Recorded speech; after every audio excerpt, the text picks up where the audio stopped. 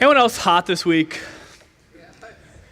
When we first moved to Florida about 2 years ago, we made the giant mistake of thinking that if you moved to Boynton Beach, you spend your summers at the beach. And let me tell you, summer in Florida, it's not really so much weather as you're just getting personally attacked. Like when we first moved here, we'd go after lunch, and let me tell you, the sand did something to the bottom of my feet. They should have made me sign a waiver ahead of time, like one of those scenarios, you know what I mean? And while I was at the beach, somebody turned all the car door handles in the parking lot into like a branding iron. Like they left this mark when I tried to open the car, and then there's seaweed everywhere. It's nasty. And then when you talk yourself that it's fine, someone tells you it's full of sea lice. Then when you think that's fine, they're it's actually baby jellyfish. And man, the beach, I go at sundown now. This is more my speed. But one of our first summers here, about 40 minutes in, one of my 4 kids came up out of the water, hair plastered down, seaweed in it probably, looking miserable, and announces, "I'm thirsty." And the kid's been complaining a lot, but I get it. It's hot. And I told him the truth, hey, we could walk to the cooler about a quarter mile away in the car, somehow back through the hot sand. And the kid just looks at me as though I was supposed to be holding a nice cold glass of iced tea, waiting for him to be thirsty. Kids, right? And look, I'm normally a good parent. I'm normally patient. But in this scenario, I was hot and tired, and my kid looked back at 3,000 miles of beautiful blue water. He was tired, didn't want to walk through the beach, didn't want to be thirsty, and he asked, "Look, can I just drink some of that? It looks cool. It looks refreshing." This is not my proudest parental moment. I was hot. I was tired. And sometimes I don't encourage kids to complain. So eventually, after he asked 10 times, I'm like, "Yeah, sure, go ahead." And I was kidding, but he makes that face that some of you are making right now because you've tried this, right? Salt water doesn't quench your thirst. In fact, this is science, but it actually messes you up a little bit. You only got a mouthful, and that's gross. But when you actually drink a lot of salt water, even if you're thirsty and it's water, the science says that your body actually uses its own water to process the salt, and it's crazy. You feel better for a second, ooh, I'm drinking cool water, and then you're dehydrated. That's what the science says about that. I don't know what the science says about eating sea lice. It's probably empty calories, but I'm not a dietitian. What I do know is that salt water lies to you about thirst. It seems like it's water that should quench your thirst, but drinking it makes your problems worse. And I was thinking about that scenario and my kid's question all week, why can't I drink that? I don't drink salt water, but I hate to admit that, but sometimes I'm thirsty. Sometimes I'm stressed, I'm exhausted, I'm bored, I'm worried, I've got too much going through my head. And I think it's not just me, it's very human. I don't reach for salt water, but you know what I'm good at? I'm good at thinking of things, solutions, that I reach for that I think will help me, but actually makes me worse. This isn't a deep confession, but I'll tell you what I normally do. I start off in the pantry, looking for snacks. And it's dumb because I'm not even hungry. I don't have snacks. My kids eat all the snacks, but I'll go back to the pantry looking for more, and it's not there. When that doesn't work, I got to be honest, I'm on my phone a lot, scrolling, when I'm distracted or stressed or upset. And I don't know if your phone has this feature, but my phone has Amazon. And I can look at stuff that I'm not actually going to buy, but I just scroll it. And actually, if it's a really bad night, I'm like a trip planner. I don't go on trips, I plan them. So I'm up at midnight pricing out flights to places that I'm never gonna go to, right? And I'm not actually thirsty or hungry. I just don't want to have to think about the thing I don't want to think about. You do that too, right? We are really creative at trying to quench a thirst for our trouble. And you can find something that might work for a second to take your mind off it, right? Most of us go to fight or flight or escape, and you can find something that will take your head off something for a minute or 2 minutes. The problem is it's like drinking salt water. It doesn't really quench your thirst. We all do this. I don't think it's just me. Part of being human is trying to quench our deep thirst with things that don't actually help. Some of us try and quench our thirst with work. If I accomplish enough, if I succeed enough, I'll feel like I matter. Or we go to people to fill us up. If this person would love me or apologize to me or change a little bit, I'd be okay. Some of us thirst and we try and drink from the goblet of control. We have plans and backup plans, and then we stress out when it doesn't work because we want to anticipate everything. That's how I feel safe. Some of us drink from comfort, food, shopping, entertainment, drinking, scrolling. We have a million small ways of changing our mental state for a minute. Different water, same ocean. And it works. You succeed at work, and it feels great. You get compliment or affirmation, it feels good, but minutes later, you are more thirsty and dehydrated than you were before you started. You know what we do? Like, we're a silly bunch, us humans. We're still thirsty, so we think we didn't drink enough. So we go back, trying the same things over and over again, not succeeding. All of us are like thirsty kids at a beach, guzzling seawater, and wondering why we're still thirsty. Psalm 63, and by the way, I printed a couple more of these study guides. If you want to grab one, we have them in the back over there. But this is a psalm about someone who is in a desert, thirsty. And the psalmist starts off with a solution. Here's what he says: "You, God, are my God. Earnestly I seek you. I thirst, and it's for you. My whole being longs for you in a dry and parched land where there is no water." Let me give you the context. The heading of the psalm puts David when he was in the desert of Judea. And you could look in the story, why was David in the desert? He was in the desert a bunch. He hid there from Saul, who wanted him dead. He hid there from his son Absalom, who also wanted him dead. He was in the wilderness when he had massive threats. And I pointed out this last week, but David and I prayed differently. If someone's trying to kill me, I'd have a really simple prayer. I'd say, "God, could you maybe not let them kill me?" It's not hard, but David prays something very different. Before he prays God to change his circumstances in the desert, he knows what he really needs. That in the middle of the desert, see what he really thirsts for? He thirsts not for safety from Saul or Absalom, but he thirsts for God. And also, I'll point out, the NIV doesn't say his soul longs for you. It says, "My whole being longs for you." It's a Hebrew word, nephesh, and it's not saying, "I wish I had a better quiet time."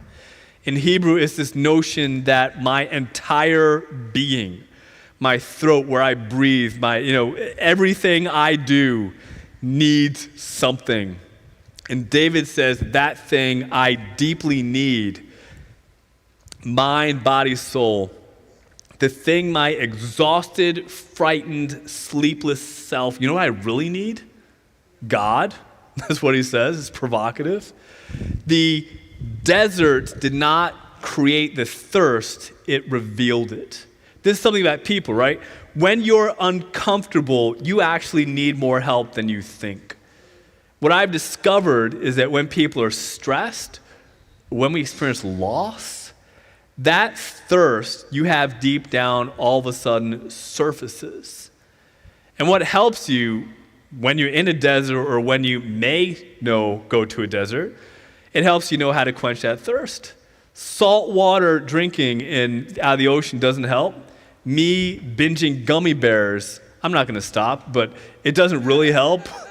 The thing that helps David is God. And David, he doesn't go to a well, this is actually interesting. He can go to a bunch of places. He's in a desert, life is falling apart, he's stressed, he's exhausted, the news is bad, then it gets worse, he's thirsting for God. Where does he go? He does something I would not guess. He goes to his memory. Look at the next verse. I'm in a desert now, but you know what? Let me tell you about what's happened in the past. I have seen God in worship. I've seen it. I've seen God's power. I've seen his glory. So you know what's going to change things in the desert for me? Look what he does. I'm going to change how I talk to change how I think. My lips shall glorify you. In other words, his body is in a desert and his head goes to where God is. He remembers the songs and the sermons and the answered prayers, and he drags all of God's built up credibility to his present desert. In fact, look at verse 6. This is where the rubber meets the road. On my bed, look at what David does. Someone say that word. Remember you. I think of you through the watches of the night, which sounds so serene until you think about what he's not doing. You know what he's not doing at night in his bed? Sleeping. Like, this isn't like a recommendation to like do your devotions in your bed. This is a scenario where he can't sleep because he's stressed. Anyone else there ever? Yes. It's like your body is exhausted and your brain has scheduled an emergency staff meeting, and every fear you've had since middle school has something to say. That's what David's at. He can't stop his mind from rehearsing all of his fears. You know what he does that changes it? He changes the script, which is so powerful. You live in the desert too. And anxiety has a way of controlling your entire life when you remember all the things that could go wrong. Faith changes a narrative by remembering the character of God. Doing things in remembrance of God loosens the grip that fear has on your heart and mind and helps you. And I don't have this on the screen for you, but I skipped over a word in verse 1. The NIV has, earnestly I seek you. You may know the King James, which says early instead of earnestly. And what the translators back then what they're indicating is what's true, that the word earnestly or early is related to the word daybreak. It's related to Jewish early morning prayers. The NIV is right, like if you're waking up early to pray, that seems earnest, but there is something in the word about time of day, early. And part of it is this psalm communicates a 24-hour schedule, a 24-hour difficulty. I mean, he's up all night, every watch of the night, and when he thinks about seeking God, he uses a word related to sunrise, which tells you this is a whole lot more than every once in a while I do my devotions. This is I am seeking God at all times because I am in the wilderness at all times, because I'm thirsty all the time, and remembering God changes his level of fear in the wilderness. Do you know why remembering God changes you? Look at verse 3. God's love is better than life. The Hebrew word, we've talked about this a lot, it's Hesed, which is more than like God feels affectionate toward you. This is God has made covenant promises to you. And when you remember what God's done in the past, what he's promised to you, helps you when you're anxious. In fact, look what happens. So by verse 1, God, I'm thirsty and really I need you. By verse 5, look at this. I will be fully satisfied as with the richest of food. I'm thirsty, and God, you're going to help me as though I have the most hydrating thing possible. And the tense is important, right? It's not as though like I glorified Jesus, I remembered God's faithfulness, I did this in remembrance of him, and now everything changed. It's a future promise. Because by the time you get to the end of the psalm, David is still in the desert. Nothing has changed except David. The thing that changes about him is he remembers who God is. And when he changes his self-talk from his problems to God's faithfulness, he discovers that what he really needed, God was with him the entire time. You know what God does when you're hungry and thirsty? He gives you more of himself. Jesus took the bread and said, "This is my body given for you." And God doesn't explain it. He doesn't talk about how remembering God's faithfulness somehow quenches your thirst. He just feeds us, which is why we say, "Do this in remembrance of me." Something happens when the wilderness gets loud, and we live in a broken world. Life gets stressful. It's going to get loud. Living in this world means sleepless nights and stressful seasons. And you know what stress wants to do to your soul? It gets loud, and it makes you forget everything else. And your desert can make you forget and live as if God's love has never happened to you. When the desert makes us thirsty, you are tempted to forget God's faithfulness. And the Psalm says that the thing that helps you is remembering. Communion is a way of God saying, remember the cross. Do it in a way that you can hold and taste, which is so good, but it's also a problem. Because we are so good at forgetting stuff. There are weeks when the wilderness wins the argument in the morning and you forget. What do you do? This is a huge question. What should you do when stress and fear and anxiety and news becomes louder in your head than the faith you profess? I'm just going to show you what the psalmist has learned that helps. Here's a verse. This is what David resolves to do. God, I cling to you. I'm going to hold on tight. This is the language of going back and grabbing on, not giving up. David is not just casually interested in God, showing up at church when it's convenient. He is committed because it really helps him in the wilderness. Holding on to God and not letting go. In fact, I think this is what makes a difference for you when you have those feelings of thirst and you're drinking salt water by 100 other names and you're more thirsty than ever. You know what you do? Cling to God. And what's kind of a little bit funny about this, the psalmist points out who's actually doing the hard work. As I cling to you, your right hand upholds me, which raises a question of who's holding on to who. Like on one hand, like I'm holding on to God, but oh, you know what? God's actually holding on to me tighter than I am, which is a fantastic tension.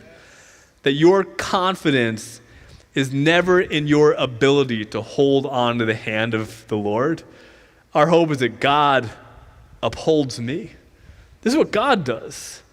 The wilderness, the challenges in your life reveals your desperate need for something. When stress says you're not enough, it's right. But what you need is God.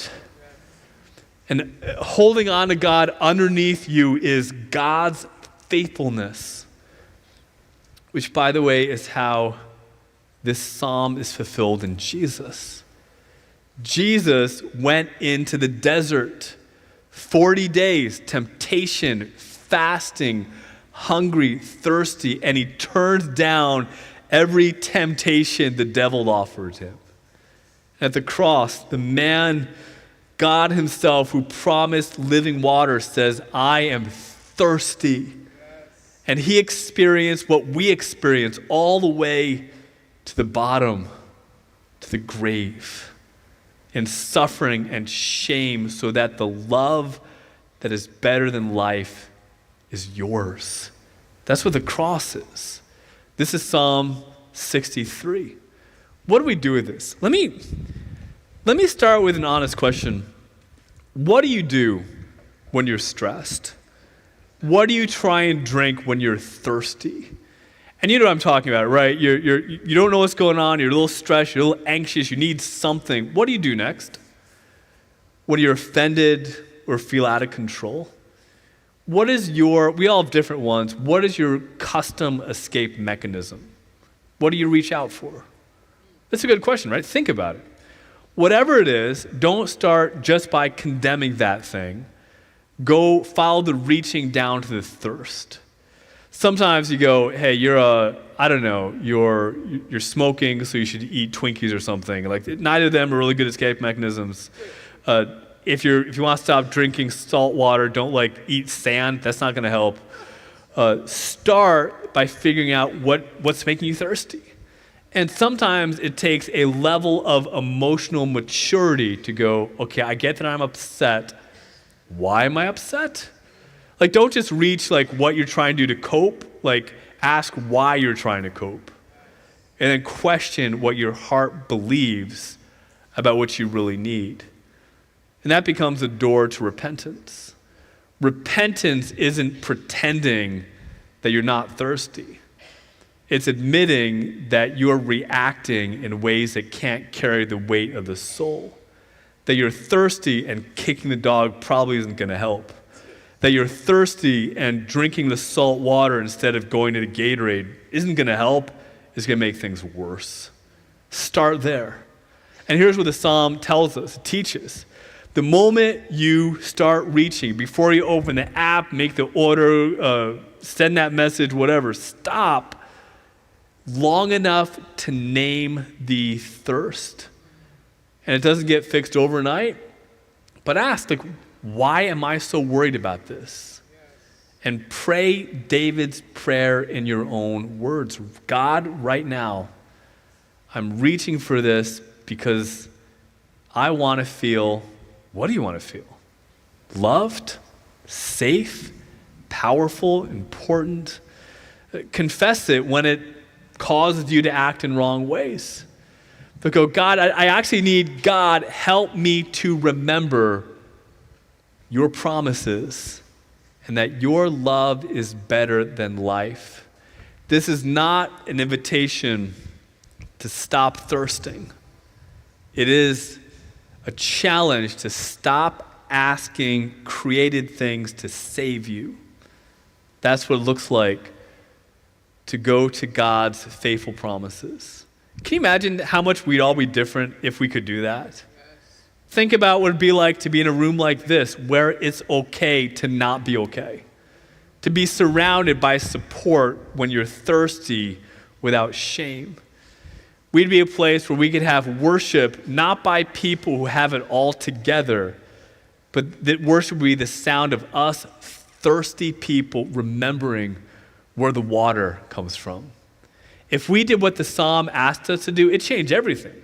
Imagine how much freedom you would have in relationships if you stopped giving people the pressure that only God can do. It would free you to love people without being dependent on them to fulfill you. You'd have companions in the wilderness without handing out cliches, because thirst in the desert is not evidence of God's absence. Today we're going to sing. We go to the Lord's table, not because we're out of the desert, not because every question is answered. We sing because the wilderness isn't the only thing in the room. And then we gather around the table where what we're handed satisfies you when it causes you to remember God's faithfulness. You are not too thirsty. You know what our problem is? We're drinking the wrong thing instead of the living water. So God in heaven, I confess all the times when I forget. when the news or the stress or the fears become louder than my faith.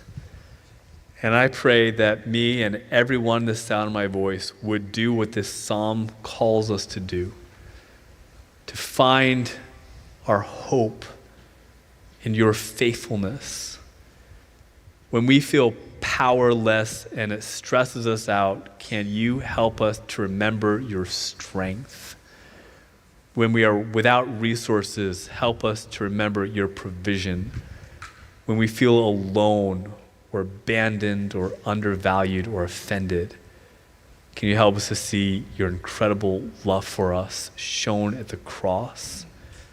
Father in heaven, as we sing words that are true, as we meditate around this table, as we walk in the desert and we're thirsty and we're worried and we're distracted, God, can you quench our thirst with more of you in a way that helps us go forward? God, we love you. Please speak to us and help us to remember you. I ask all this in the amazing name of Jesus. Amen.